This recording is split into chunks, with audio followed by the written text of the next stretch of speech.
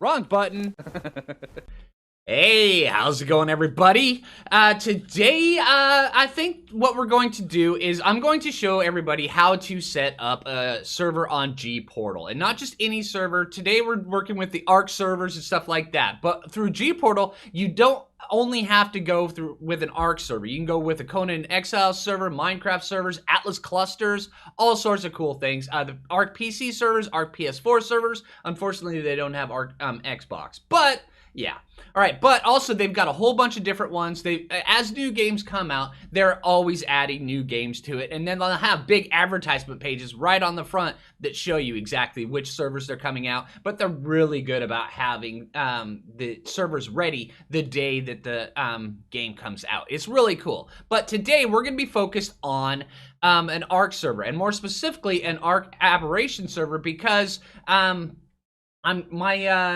servers, we're currently doing a playthrough where we do the story mode challenge as they go through and they progress. They started the island and then they went to Scorched Earth. Now we've got some groups that are actually going into Aberration. So now, what better time to actually go in and show people how to set up a new server than when we actually need it? So what we're going to be doing is setting up one server just with a few people. We don't need to have a bunch, but there's also one thing I think I need to cover before we jump into these things, because as you can see, I've got a whole bunch of servers. Now, I've got over 200 people that go through and they play on all my servers. It's quite a lot of people. You notice that the amount of players on each of these servers, it's not super high. But say if you have a group of like 10 people, if they play at all times, yes, you do need a 10-person server. But if you've got, people in the UK, you've got people in Africa, you've got people in Australia, you've got people in the United States, you've got people up in Canada, all sorts of different places, people down in Brazil, they're not all going to be on at the same time. And if you've got a really big server, you really don't need to have, say like 100 slots for 100 people. That's not how it works. Matter of fact, the more people you have playing on a server, the less slots you need. Kind of, or the less percentage of slots you need is what I should say, to be more precise. Because say if you have 15 players, you need at least a 10-person, maybe even a 12 slot server for that. But if you were going to set up a server for say like 100 people and they're all around the world, you really only need about 40 slots for that server, because not all of those people are going to be on at the same time. Not all those people are going to be super hyper focused on being in and playing all the time. That's how that works. If you make a server for 100 people and then you make it a 40-slot server and then you run out, then you add about 5 more slots at a time just to see how everything goes, everything like that. That's how that works. So technically on this 30-slot server that we've got right here, this right here will house probably about 50, maybe 60 players at one time going through all the time. Sometimes it can get up to about 70, 75 because those 30 slots, those are just active slots, people currently logged in at the time. Yeah, that's how that works. All right, so let's jump into creating this server, and let's figure this out. All right, so the first thing that you want to do when you log into G-Portal, you'll be presented with this page. This is the G-Portal home page once you're logged into your account. All right, and you'll have my servers, you'll have settings, you'll have recharge credit, so you can recharge all your funding for when it automatically gets paid every month, and then you have support. G-Portal support, top notch. Serious, it's really good stuff. All right, this right here is their game servers, creator bundles. They've got a bunch of cool stuff, and then they've got the forum and the wiki just in case you have different questions about setting up servers, different problems with the servers. Yeah, if you go to the forum, you can't find your problem on a server, all you have to do is submit a ticket. Trust me, they're really good. Anthony and Brad, they kick butt. All right, so let's get to the point where I'll stop rambling, and let's just add a server. So from there, you go and you click My Servers, and then you go down right here, and then down here at the bottom of the My Servers page, it'll list all the servers on the left-hand side that you have, and then also whichever game cloud that you have. I've got one on the US West, one on the US East. Those ones really don't matter, and I will cover some more of that possibly later. All right, but from there, all you do is go down and you click this Add Server button. And then as soon as you add the server, it'll come up and it'll ask you what kind of server you want to add. And you need to pay very close attention to either the PS4 or just the regular. Now, the PS4, that's a PS4 server, so we don't want to open up a PS4 server right now. We want to open up a PC server. So let's click into this right here. All you do is go up, you choose your slots. I've got 10 slots available. Bam, let's go with that. Your order is complete. You will be redirected in a few seconds. All right, so now we get into like this, and then we've got a whole list of all of our servers. Now, this one right here, it's a bit confusing. There's another couple servers where you can go, another couple ones, but since we've got this like this, let's just go, bam, click back on my server. All right, so once that you click the server and you buy the server, it'll immediately take you to this screen, or a screen that has all the different icons coming out. It's one of the two. Sometimes Geoportal can't decide, but they're transitioning to this screen. So where if you see this screen, it's normal, all right? Now, once that you buy the server, it'll install the server. Sometimes it takes a little bit. I actually brought you guys back after it installed it. Just let it sit. There will be a little bar that goes up the side, and then once that's done, you'll be presented with this. Now, all you do is just click into this, and then this is your server. So now that you've got this, this will be the main page. It'll tell you how much CPU and how much RAM is allocated to your server, but right now, none of that will actually be running because the server is offline. All right, so now before we even turn the server on, we want to click in, we want to go to basic settings. So now we're gonna go like this. You start out with server name. Now from server name, you can name it whatever you want. I'm just gonna go with,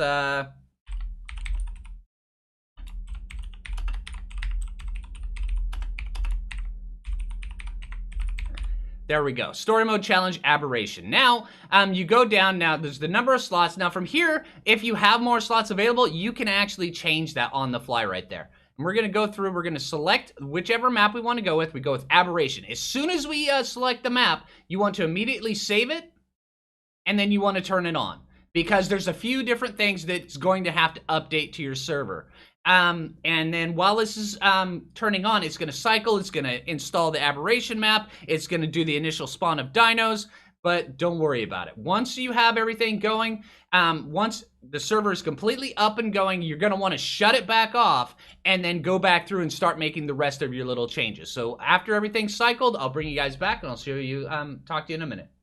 All right, and we're back, and the server is ready to go, and of course my voice is cracking because it's early in the morning and I still need coffee. Hold on one sec. Okay, so now that everything's going, now all you want to do is just turn this off. And then a lot of times when you're setting up a server, a lot of people, if it's your first time server, they'll be like, hey, the server's online, it's ready to jump on. No, they're not. You still have a few more things to do, so don't get a bunch of people onto your server while you're doing this, because you're going to be turning on and off your server a bunch as soon as it first starts like this.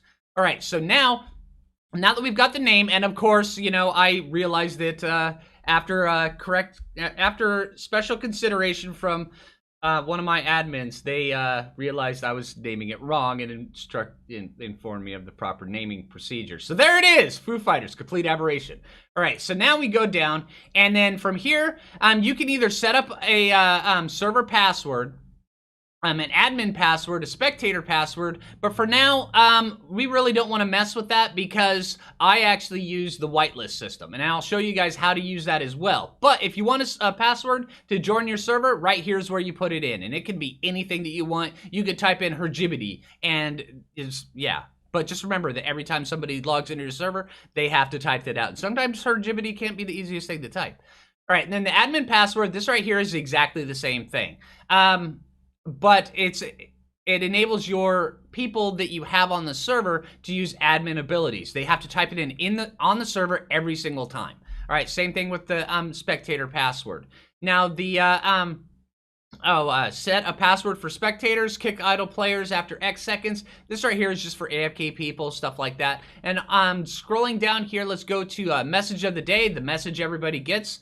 The moment they log into the server, I always set up something, you know, I try to go with a little bit of humor for each time. It's usually overridden by a couple of my admins, but I try to squeak in what I can eventually, and then it'll slowly get changed over time.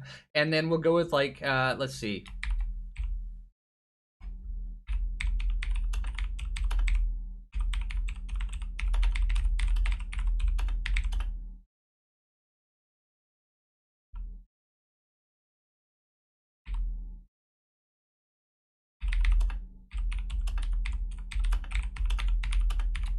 All right, there we go. And he'll see that and he'll eventually change it. He always does. All right, so, and then now we go down, just scroll down a little bit, and then the duration moded, the moded actually is message of the day. And then this displays it for 20 seconds the moment somebody logs in. All right, now we go down for the whitelist, where it says whitelist right here, that's not what I use for my whitelist. So the whitelist is not the whitelist, which is the whitelist, which isn't the whitelist. So it's not used for the whitelist, and I'm gonna go cross-eyed if I continue with that, but we're just not gonna be discussing this whitelist section because I don't use that for my whitelists. All right, so admin access. This right here is whenever somebody you post somebody's Steam ID in here. Whenever somebody logs on your server, if their Steam ID is inside this little section right here, this one right here, they will have instant admin access. They do not have to put in the admin password at all right? Now, the ban list, if somebody's Steam ID is in here, they are not allowed access to your server. The moment they try to join it, they'll immediately be booted. Okay, now how I use my whitelist, I use the exclusive join section right here. So I'm gonna click that and turn that on, and then I go through and I paste every single one of the the Steam ID 64s for all of my patrons inside this spot right here. And this allows everybody to join the server without inputting a password, without anything. And if you don't have a Steam ID on this, you will not be able to join at all. Yeah. All right, so let's lower that down. Now, some of these other ones we're gonna be browsing, we're gonna be going through really quickly, just kind of glossing over some of the things because there's a lot of settings here. All right, so let's see. Server game log, not necessary. Activate battle light, sometimes it's best turned off. Activate fact, sometimes pretty best. Now, active event. Now, you'll also notice that a lot of the stuff in here is, you might think it's misspelled. It's not really misspelled. It's in German. All right, so because Gportal is actually a German company and they're still in the process of translating a bunch of the stuff coming over to the States. It's okay. No, matter of fact, I actually kind of enjoyed it a little bit. All right, so now from here, the active event, you can turn on any of the different events that are active in Arc. Just remember that once it's going, you have to come back in later and then manually turn it back off. All right, so now let's go down to a few more. Notify admin commands in chat. This is whenever an admin uses an admin ability, it will blast it through chat, and it will tell everybody on the server in big, bold, yellow lettering that an admin command was used. It's actually really good if you're on PvP servers and stuff like that. It's really cool. All right, now broadcast messages. These right here are whenever you restart your server or shut down your server, it will display a warning. So you can set it for 10 minutes, you can set it for 5 minutes, 3 minutes, 2 minutes, 1 minute, all the way down to 1 second. And then you can put in a separate message. You can have a list of 5 different ones. Say if we want in 10 minutes it's going to shut down, we will go with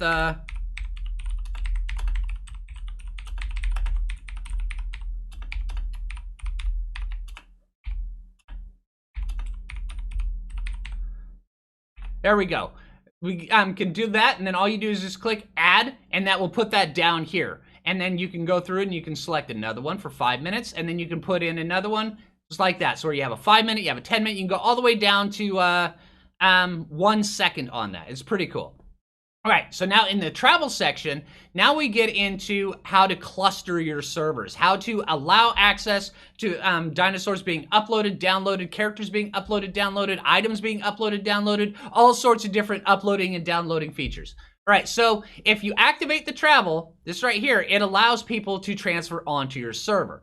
All right, and then you go down, and if you want to combine this with another server, if you want to cluster it, this is the cluster ID that you have to paste into the other server. But you can change this. The cluster ID can be anything you want. Once again, it can be Hergivity if you want.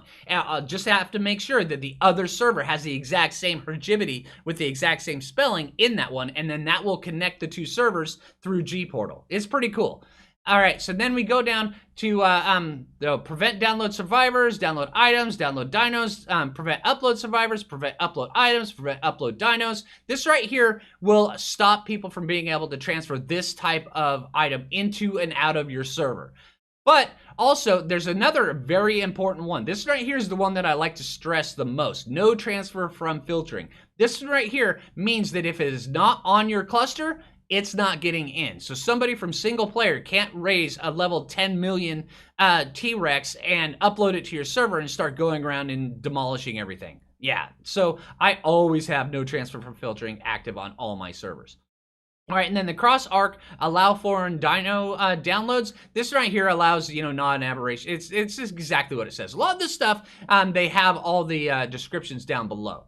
All right, now going into gameplay, how to set up all the different little things for gameplay. We're going to be glossing through a lot of this because a lot of it is kind of self-explanatory. But say like allow third person for your server. This allows people to just zoom out so where they're not always in first person. Then server PvE, this is one we're probably going to be discussing just a little bit. Matter of fact, we're going to be discussing, actually, hold on, prepare yourself. We're about to be discussing the difference between PvE and PvP.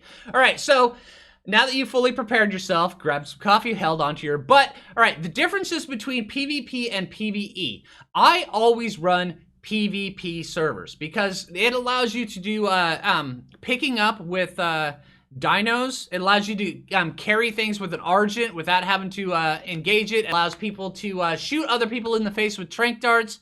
It allows a whole bunch of stuff. Now on my servers, everybody's in one tribe. So where the PvP aspect really isn't a big deal, but it still allows for a lot of mischievous fun. It's really cool. Now, if you turn on PvE, you're not allowed to pick up dinos unless you designate it in here. You're not allowed to shoot people in the face. You're not allowed to build in some places. There's a whole bunch of different things that is active when the server is on PvE mode. But that's why I don't even worry about it. I just keep it on PvP. It doesn't activate any of this stuff, and then I go through, and then everybody has a bunch of fun shooting everybody else in the face with tranq darts. It's really cool. All right, so now we go down to the next one that I really want to cover, the server hardcore. Unless if you really want a massive hardcore server, don't turn that on. This enables Iron mode for our Iron Man mode on all your servers, which means that once you die, you have to create a new character.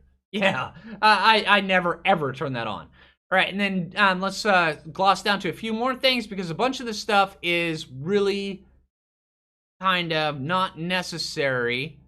And then, disable friendly fire. No, we need those tranq darts to the face.